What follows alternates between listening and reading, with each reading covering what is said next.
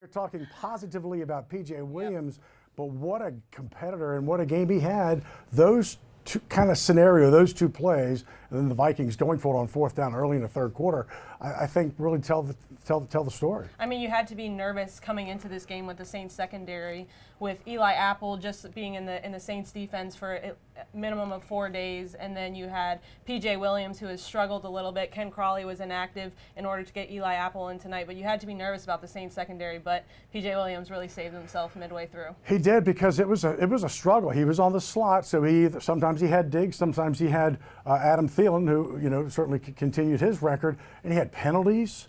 I mean, it was just a tough start, and they weren't going at Marshawn, of course, I wouldn't, and they really weren't going at Apple a whole lot. Why would you? You were going at PJ. But he certainly righted that ship. Now, they gave Anzalone the credit for forcing that fumble. It looked very much like P.J. Williams, but that play, and to me, right at the end of that second quarter, when Minnesota had all the momentum and they were going to get the ball first in the third quarter, and then Saints, Marshawn Lattimore took it 50-plus yards, Alvin Kamara scored 2 plays later, and it was like, what? 17-13. Last year in the playoff game, the Saints were down 17-0 at halftime. This year, 17-13, they were the lead. Mike, let's go back to the beginning of the game when we saw Taysom Hill open up in the opening drive, his pass to Michael Thomas for 44 yards. I mean, they set it precedent early on for the Saints, and that kind of followed them all the way through. The Saints offense, they didn't own the time of possession tonight, but they kind of carried them throughout the game. I thought it was impressive to me for a couple of reasons. One, you've got to he's a great facet of your offense, but if you only bring him in on third and short or second and short, and you feel like he's going to run the ball or maybe hand off, but when he threw that ball, and quite frankly, when he goes and he had pressure, he just kind of flicked it. He didn't even really put his full motion into it. He flicked it and threw it 44 yards. It was a little underthrown, but all in all, he creates such a new atmosphere. And we'll go now to head coach Sean Payton in U.S. Bank Stadium. The song. Who's this? All right, we'll get the playlist for you. It was a good win, obviously, against a good team we got a lot of respect for. Always when you come to an environment like this in a primetime game, it's a tough matchup. But this place is one of the harder places in our league, I think, to play. I thought early on, that momentum quickly jumped in our favor, and they were able to capture it back by going up 14-7. And obviously, the turnover in the second quarter was a big turning point in the game. You call it a 10-point swing, you can call it a 14-point swing. Based on where they were on the field, that was a big play for us, the fumble recovery, and that led to points. So pleased with the win. I'm sure we'll have a lot of things we have to correct. Any questions? Man, all of it. We got some turnovers, takeaways. I think we finished +1. We had some significant pressures, a handful of times that really helped. I thought our guys did a good job with the plan. I thought I was pleased with a lot of the things we were able to do to win, especially in the second half. I felt like we possessed the ball when we needed to. It was a good team win. Is there any adjustments that you made defensively in the second half? Yeah, look, there were a few trap coverages we had up, a few double coverages we had up.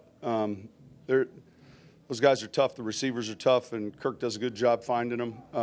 But we were able to come up with the stops we needed. I thought the 1 third down stop right before the turn of the quarter was a big one. And then fortunately, we were able to score a touchdown.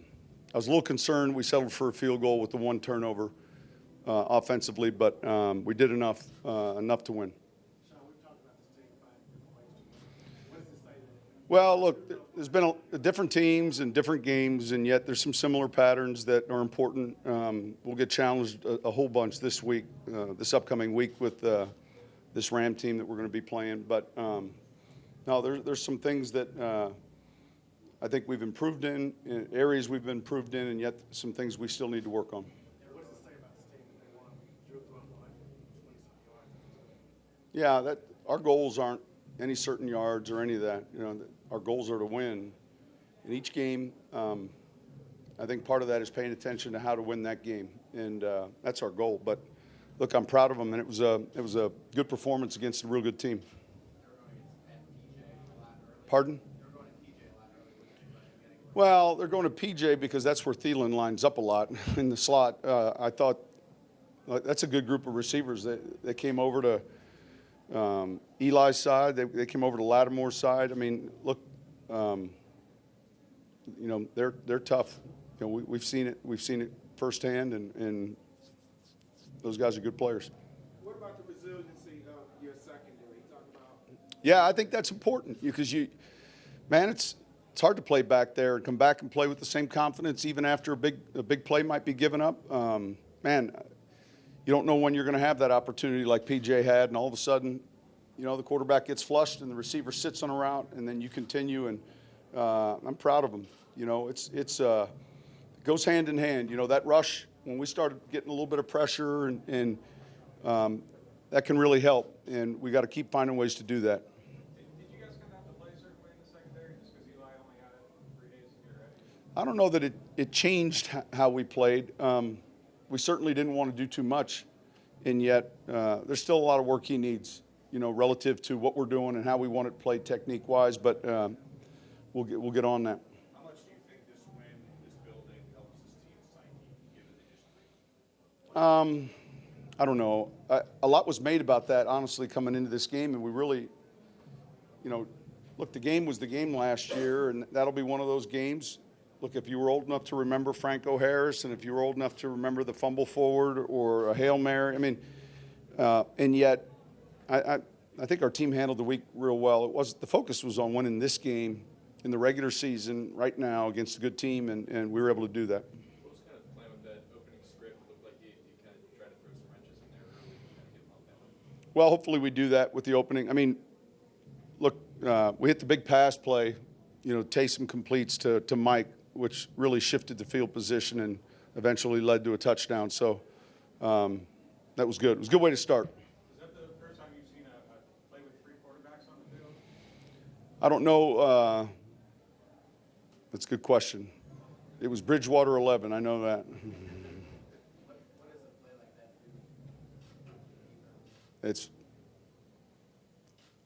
do? I can't tell you what it does for the defense. There were a lot of different personnel groupings, and I know with Mike, that look, they're going to play some zone, and they're going to be able to zone pressure from it. So sometimes you're treating it 2 by 2 or 3 by 1, but look, it was one wrinkle. Didn't gain many yards. How important was it to take the lead? I thought, like I said, I think if you asked me what was the sequence of the turnover and the score, that point shift was big. That's a 10-point swing, or however you want to.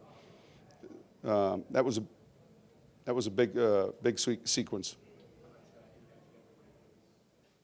I thought he played well, man. He's had a couple good weeks now, the last 3 weeks, so I'm pleased. Scott, you won 4 straight road games. What's the key for you all? We played well on the road here in the past, though, so key is just winning. I think a routine, obviously, we get used to certain things, but it's still about a good football team. I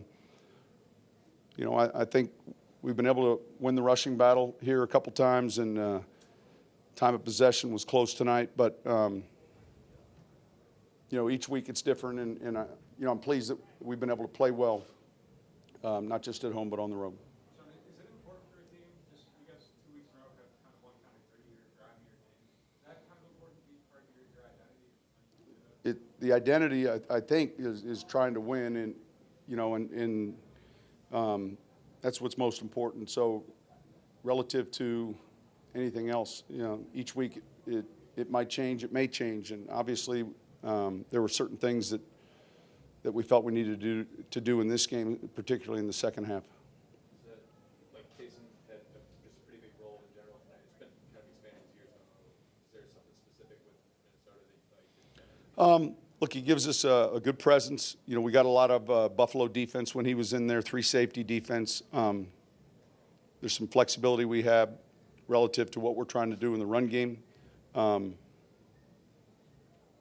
So, yeah, there was a handful of plays where he was inside, Alvin was at the Z. You know, we try to just keep changing things up and yet make sure we're giving our guys that chance to have success. All right, thank you.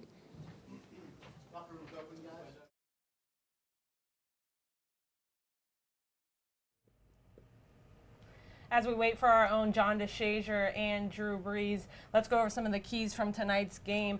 One of the keys John DeShazier pointed out was to contain Adam Thielen. He's had 7 in a row of 100-plus receiving yards. Had another one tonight with 103 yards, and Stephon Diggs had 119 yards. I thought that started at the front line with Marcus Davenport, Cameron Jordan, Sheldon Rankins, and I thought they did an excellent job tonight. Yeah, I think they really regrouped themselves. Kirk Cousins was, the first half of this football game was 3 steps and boom, Diggs, 3 steps, Adam Thielen. And so the Saints were kind of off guard, but I think they went in and regrouped, and the 3-step drops no longer worked when you had guys like Sheldon Rankins who would take the center and just pushed him back. Marcus Davenport, Demario Davis. I mean, they had played so well defensively.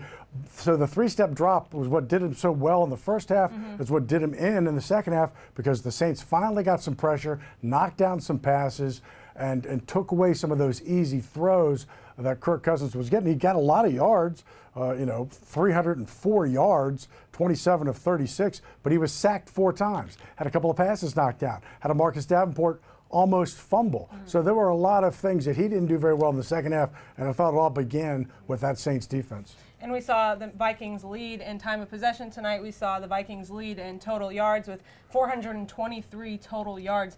What does that say for the Saints defense and the Saints offense that they were able to overcome 423 yards? And Drew Brees. If you'd have said, okay, Drew was 18 of 23 for 120 yards, right, 1 pick, right, but of his 500-plus touchdowns, this is the easiest touchdown pass he's ever had. Yep. He went like this. And he flipped it to Alvin Kamara. So I think it was, as Sean Payton talked, and we got John DeShazier coming up in a second, it was that series in the second quarter where they stopped the Minnesota momentum, went into halftime leading. Minnesota comes out in the third quarter, goes for it on 4th down on their own 44. The Saints didn't get a touchdown, but they got 3 out of it. Will Lutz, Mr. Automatic. And so it just changed the momentum of that football game, was that turnover, and then certainly the pick 6 by P.J. Williams later. But it was that turnover. You really can't say it was at 10 points, it was at 14 points, because we don't know what Minnesota was going to do, but that was huge. Yeah, I completely agree with you. Again, as the New Orleans Saints defeat the Minnesota Vikings 30-20 before we go to our own John DeShazier in U.S. Bank Stadium. Now, let's talk about what happened in the NFC South before we get too far ahead of things. The Falcons were on a bye this week. They're 3-4. Tampa Bay lost to the Bengals 37-34. They dropped to 3-4. And, of course, the Panthers stay at 5-2 with their win over the Ravens. But, of course, the New Orleans Saints stay at the top of the NFC South as they go 6-1. Hard to when you've won 6 straight. It's a very streaky football team, the New Orleans Saints are. 7 times since Sean Payton arrived, 7 times they've won 4 games or more. And a lot of times it's 8, 9, 6 as we see here, 13. So they have the ability to be enormously streaky. But and the schedule makers for the NFL, who I thought went like this, whee! And they just came down where they want. Now you're looking at Carolina, who the Saints will play on December 17th and then December 30th at home. So that matchup, as we're kind of watching both of those teams, but you still got Tampa. Now Tampa lost today. They brought back Fitzpatrick, who almost brought them back against Cincinnati. And so even at 3-4, you have no room. Atlanta at 3-4, you have no room really in this division because the teams are so good. They're going to beat up on each other. So you got to keep winning. And what about next weekend? Yep. The Rams come in 8-0. They beat Green Bay today, 29-27, I believe. And so they have on Sunday afternoon, 3:25, LSU and Alabama on Saturday. It's also my wife's birthday. And then the Saints and the Rams on Sunday. What a weekend that's going to be. It's going to be fun in Louisiana. Let's not forget last year, the Los Angeles Rams were the team that snapped the streak, the 8-game win streak for the Saints. Now the Saints on a 6-game win streak. Let's go now to our own John DeShazier as he recaps tonight's game from U.S. Bank Stadium.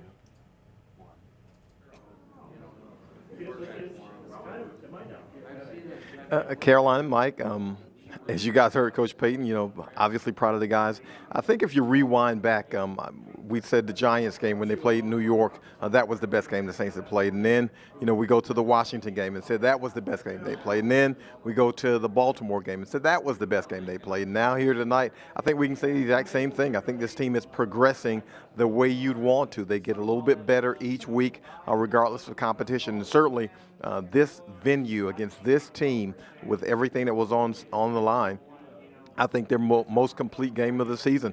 A couple of turnovers, including the pick 6 from P.J. Williams, who had a rocky start and a really smooth finish to end up with that touchdown.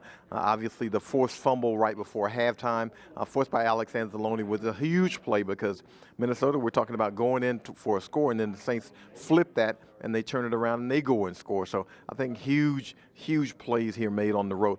The defensive line came through late, and part of that was coverage sacks. Sheldon Rankins with a couple of sacks, Marcus Davenport with a couple of sacks. So the defense got stronger as the game went along. And this is the kind of football that you have to be successful with, especially on the road in a tough venue, complimentary football. Drew Brees throws for 120 yards, and the last time the Saints won when he threw for 120 yards might be something like never. I mean, it just doesn't happen because, they usually have to depend on this offense to score points for them in that way, but not with this team and not the last couple of years. We see the defensive progression. I think Eli Apple held up well at cornerback. Yeah, the yards are there. You won't like the yardage totals that the Saints gave up. But look, the most important defensive statistic ever is scoring. And they gave up 20, and they scored 30. And that's the main thing. You want to hold down that scoring, and that was the main thing. I think they did a lot of things well, a lot of things they can clean up, obviously. They'll want to be cleaner in the secondary. Won't like what they saw out of themselves in that area. And again, a lot of things that to be rectified. But look, Eli Apple got in a couple of practices this week before he came out and started on Sunday Night Football. So I think that would bode well for them. Will Lutz had a really nice game for this team. 3 field goals, including a 52-yarder. So a lot of heroes in this game, back and forth. And they were able to really take command in the second half, which the Saints have been one of the best second-half teams in the league, if not the best second-half team in the league. They didn't need the usual fourth quarter heroics because they took care of things in the third quarter with a couple of stops and a couple of scores. So this is a game they really can be proud of, to come on the road and not necessarily exercise demons from last year, because you can't get that back. That was the NFC divisional playoff game. You can't get that scenario back, and you can't get that opportunity back. But what you can do is make sure you win today, stay in first place in the NFC South Division, put yourself in position to host playoff games, and now a huge game looms against the Rams, because now we're talking about first place, number 1 seed in the NFC, and that's where the Saints want to be. That's where you want to position yourselves, to where the playoffs have to come through New Orleans, have to come through the Mercedes-Benz Superdome, and certainly they're in that position. You can't ask for a lot more than that, and especially after that season opening loss against Tampa Bay. Who would have thought the Saints would win 6 in a row? Progressively play better, win in 2 extremely difficult venues, and put themselves in position to be first place in the NFC. And yet that's exactly where they want to be. You couldn't script it any better for the Saints. And let's get home and see what they can do next Sunday. Excellent point by John DeShazier. Those first 2 games against the Bucs and the Browns, I was a little nervous coming into this season. The Saints did scare me a little bit. Well, the Buccaneers game was just I couldn't, you're watching it going, well, what happened? But to me, it was the Cleveland game. It's like they escaped out of that Cleveland game, and as John has said, they just kind of progressed. That win in Atlanta, where they just drove down the field. So they've done it now. They've won 4 straight on the road, but they've done it back to back, twice, back to back wins. Giants and Falcons, back to back wins. Baltimore and Minnesota, and they're not done. They've got 3 more game road swing coming up in December, end of November and December. So again, the schedule is enormously difficult. But also, as John said, it's crucial. It's not just the win tonight because it's an NFC win. So the Saints are now 4-1 in conference. Carolina's 3-2. So, when you start looking at tiebreakers to get that home field advantage, you want all these conference wins, and that exactly next week. The LA Rams, 8-0, undefeated, but it's an NFC conference game at your building. You got to come away with a victory in that one. Absolutely, and we're going to go against a tough Rams offense and defense. They have Ndamukong Suh, they have Aaron Donald.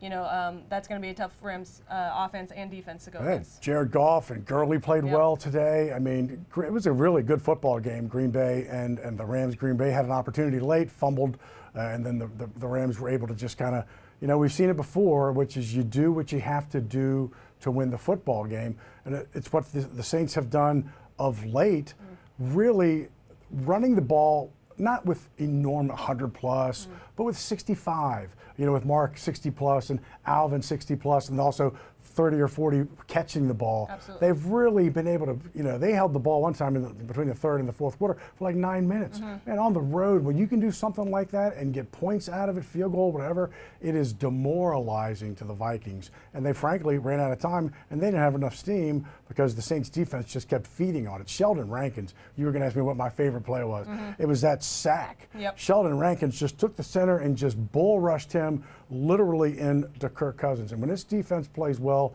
and as Sean Payton said, gets turnovers, boy, it changes the complexion of the football game. Speaking of turnovers, that was my favorite play, was the Marshawn Lattimore fumble recovery, and he ran it back. He's got to run that into the end zone. He's going to get some crap from the team this week in film when they don't when they see that he didn't run into the end zone. But let's go over some highlights from tonight's game and relive the fun.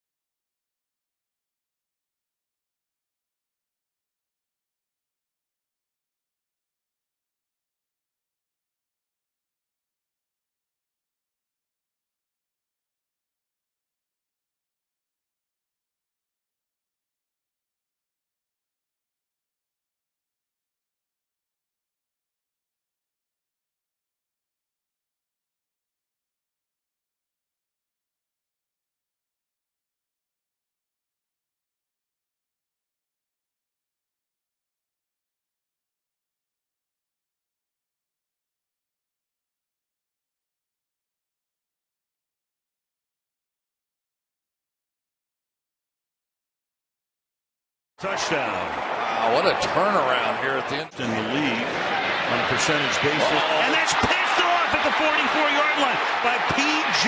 Williams, uncontested to the end.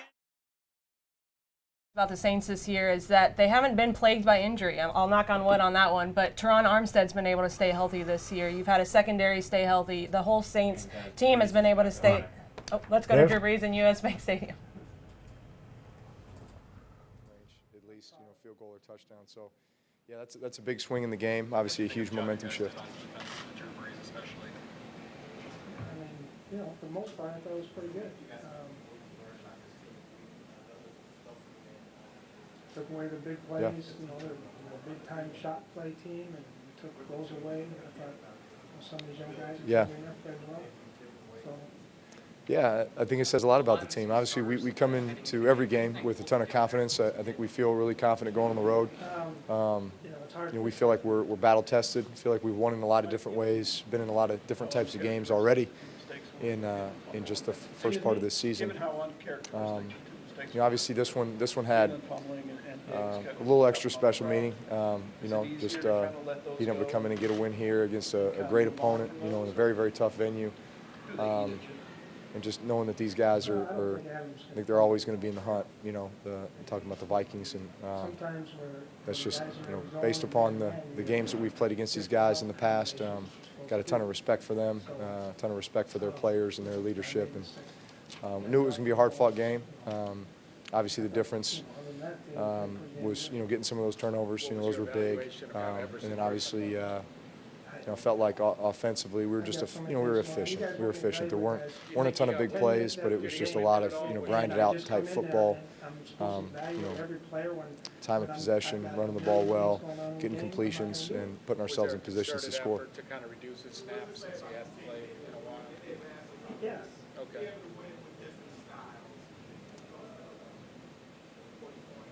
Good. Can I have that play back, Patty?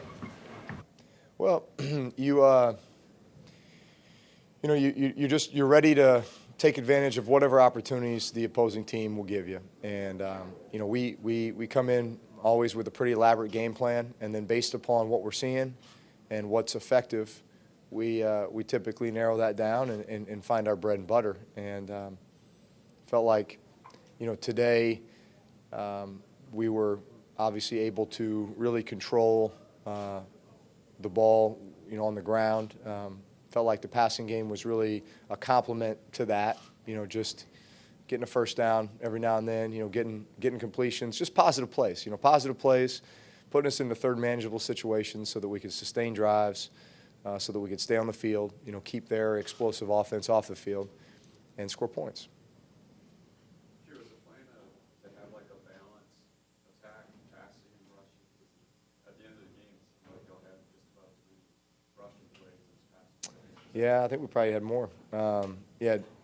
Obviously, the way, you know, you're always playing the situation too, you know, so the way that game was unfolding there at the end, you know, we had enough of a lead, and you know, you're looking at the clock as well, and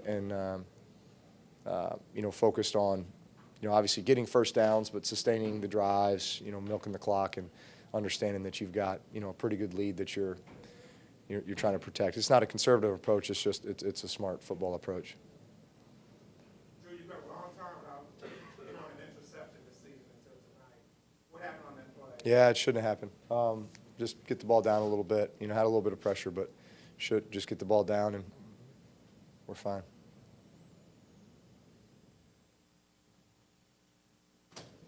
All good? Short and sweet, thanks.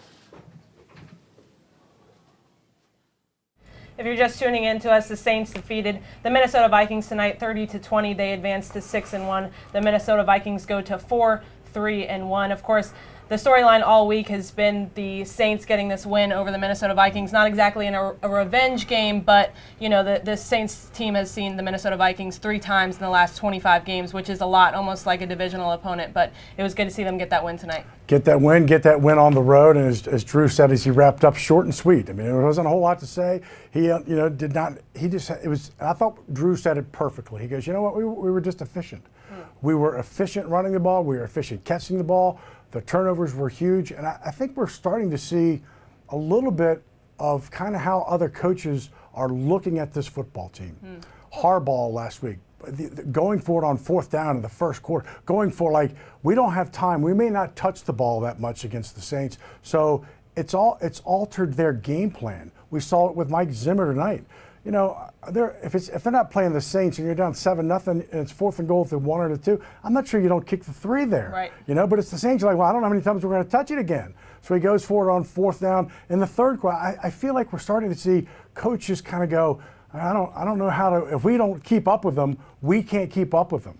And so I think we saw a lot of that in the last 2 games, and the Saints offense and defense answered the call. Well, Mike, it's kind of hard to keep up with the Saints offense when you have 3 quarterbacks in the game at one time. You had Teddy Bridgewater, you had Taysom Hill, and you had Drew Brees all in the game at the same time. It's kind of hard to keep up with. That was interesting. And you know, we were kind of watching to see what was going to happen, and they talked to Sean Payton about it, like what was the call, what was, you know, how do you defend it? But I mean, this Sean and John and I talked about this a couple weeks ago, and when you used to go to Saints football games, you knew what you were going to see.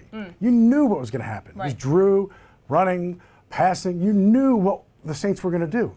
I go to the game. You have no idea what they're going to do now. It's a totally different football team, personnel-wise, very similar. But this football team with Taysom and Teddy and the ability with Alvin Kamara, you literally do not know what they're going to do. I don't think Taysom Hill ever knows what he's going to do either. I don't know if he's going to play tight end, he's going to play in the secondary, if he's going to play receiver, quarterback. You know, he's in different meetings every day of the week. He must be in all the meetings. The 44-yard pass that he made. I mean, they are an enormously tough team to defend now. Where they were always tough, but at least you kind of knew what they were going to do. Right. Now you don't know what they were going to do. And that makes them very tough. Well, next Sunday we'll go against another team who is very difficult to defend in the Los Angeles Rams. They'll play the New Orleans Saints in the Mercedes-Benz Superdome at home at 3:25.